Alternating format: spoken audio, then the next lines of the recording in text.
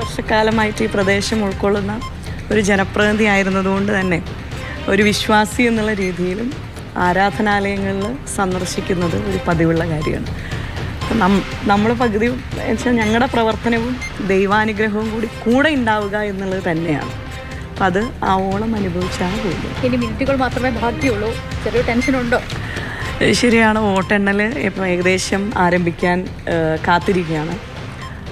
ഒരു കാര്യം പറയാൻ ആഗ്രഹിക്കുകയാണ്. കഴിഞ്ഞ വാഹന പ്രചരണത്തിലും അതേപോലെ തന്നെ കുടുംബയോഗങ്ങളിലും ഞങ്ങളുടെ ഭവന സന്ദർശനങ്ങളിലും ഞങ്ങളുടെ സഹപ്രവർത്തകരെല്ലാം വീടുകൾ കയറുമ്പോഴും അമ്മമാർക്കരികിലെത്തുമ്പോഴും വ്യാപാരി സുഹൃത്തുക്കൾ വഴിയോരത്ത് കാണുന്ന എല്ലാ ആളുകളുടെ അരികിലെത്തി തെരഞ്ഞെടുപ്പ് പ്രചരണത്തിൻ്റെ ഭാഗമായിട്ട് വോട്ടുകൾ ചോദിച്ചെത്തുമ്പോൾ അവരെല്ലാം വലിയ പിന്തുണയാണ് UDF സ്ഥാനാർത്ഥി എന്നുള്ള രീതിയിലും പാർട്ടിക്കും മുന്നണിക്കും നൽകുന്നത്.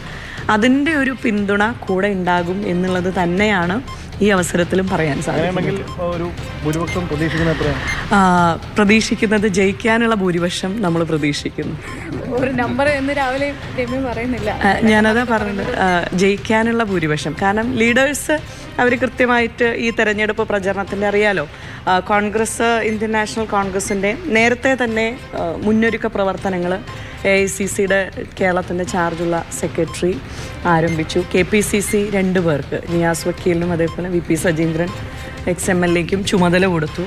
അവിടെ നിന്ന് താഴെ തട്ട് വരെ മണ്ഡലം തലം വരെ പാർട്ടി തലത്തിൽ ചുമതല നിർവഹിച്ച KPCC ഭാരവാഹികൾ, ബൂത്ത് തലങ്ങളിൽ ചുമതല നിർവഹിച്ച കോൺഗ്രസിൻ്റെ DCC ഭാരവാഹികൾ, തെരഞ്ഞെടുപ്പ് പ്രഖ്യാപനത്തിലേക്ക് എത്തുമ്പോൾ UDF സംവിധാനത്തിലേക്ക് വന്നപ്പോൾ അതിൽ എല്ലാ ഘടകകക്ഷികളും ഓരോ പ്രദേശത്തിൻ്റെ ചുമതല എടുത്തുകൊണ്ട് UDFൻ്റെ വളരെ സജീവമായിട്ടുള്ള ഒരു മുന്നൊരുക്ക പ്രവർത്തനങ്ങളും ഇതിനോടകം തന്നെ നടന്നു കഴിഞ്ഞു.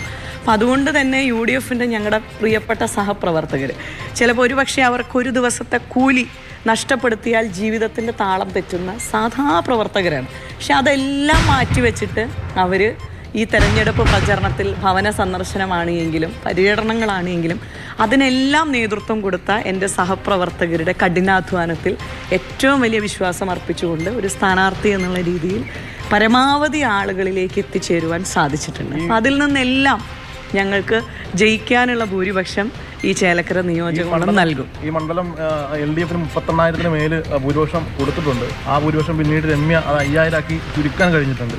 അപ്പോൾ അത് ഇക്കുറി എങ്ങനെ പ്രതിഫലിക്കുന്നത്? ഇപ്പോൾ കഴിഞ്ഞ 2019 ഞാൻ മത്സരിക്കാൻ വരുന്ന സമയത്ത് എല്ലാവരും ഇടതുപക്ഷത്തിൻ്റെ കോട്ടയാണെന്ന് പറഞ്ഞു. പക്ഷേ ആ സമയങ്ങളിൽ എല്ലാ പഞ്ചായത്തുകളും, ആലത്തൂർ പാർലമെൻറ്റ് മണ്ഡലത്തിലെ 56 പഞ്ചായത്തും നഗരസഭ 3 ചേരുന്നവിടുത്തെ എല്ലായിടത്തും ലീഡ് നൽകിയത്.